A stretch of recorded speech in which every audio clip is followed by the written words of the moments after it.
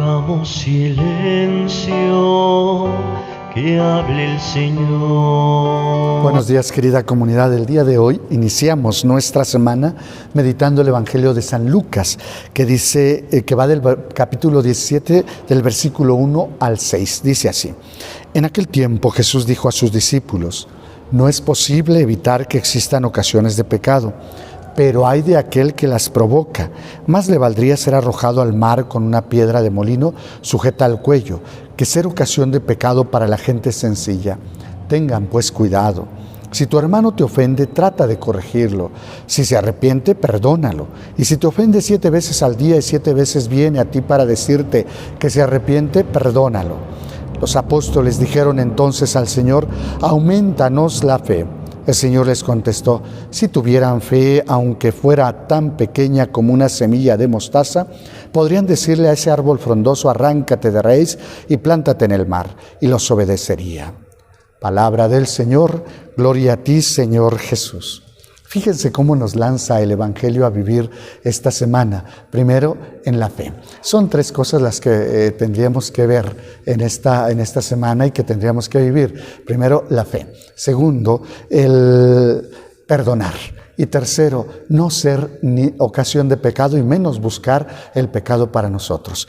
¿Cómo es esto? Empecemos por este último, que así es como va el Evangelio.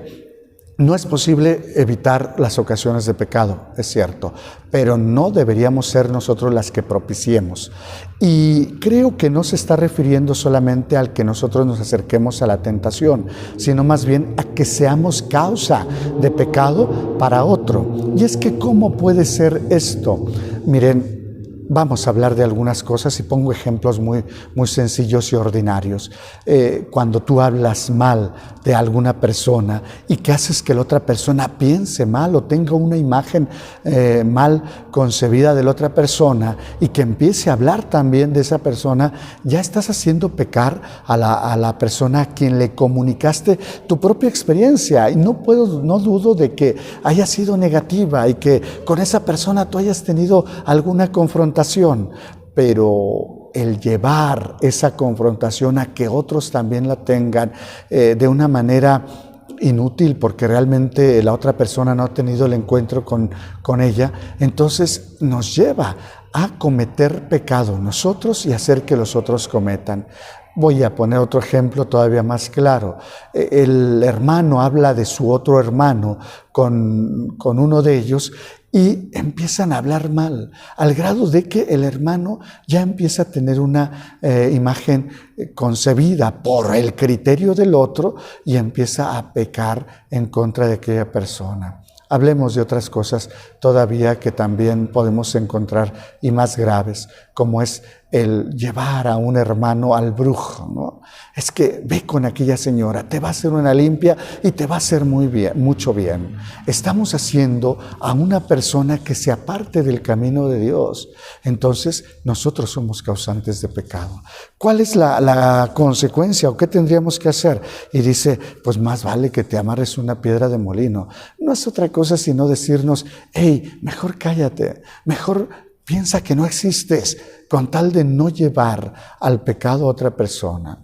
Vamos, es lo mismo si induces a la droga, si induces al alcohol, si induces al sexo a alguien que a lo mejor todavía no tiene conciencia de todo eso. También es pecado y nosotros somos causa de pecado.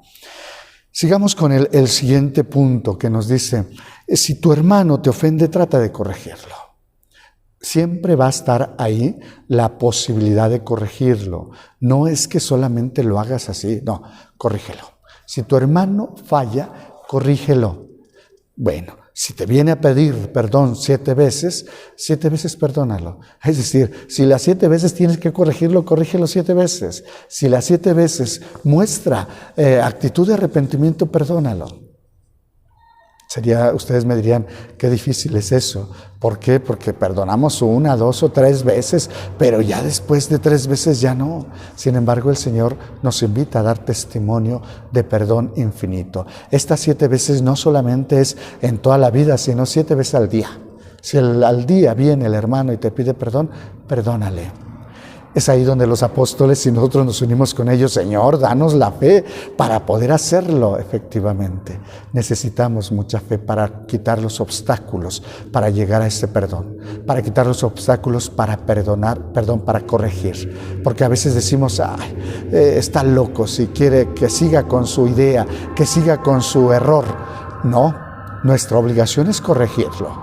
Por lo tanto, corregirlo y perdonarlo. ¿Qué necesitamos? Necesitamos creer en el Señor. Necesitamos que Él va a hacer la mayor parte. Así es que a nosotros nos toca corregir y perdonar. El Señor se encarga de sanar y hacer lo que tenga que hacer en el corazón del hermano. Por eso nos pide tener fe. Tener fe al grado de quitar cualquier obstáculo que nos impida ayudar al hermano. Tener fe al grado de que Él sea el que calle nuestra boca, calle nuestro testimonio, opaque nuestro testimonio, que lleve al hermano a pecar. Pero tenemos que empezar por eso. Tener fe en el Señor, que Él puede, primero, evitarnos a nosotros caer en pecado. Segundo, que Él puede hacer que nosotros crezcamos en la fe al grado de poder perdonar 7 veces al día.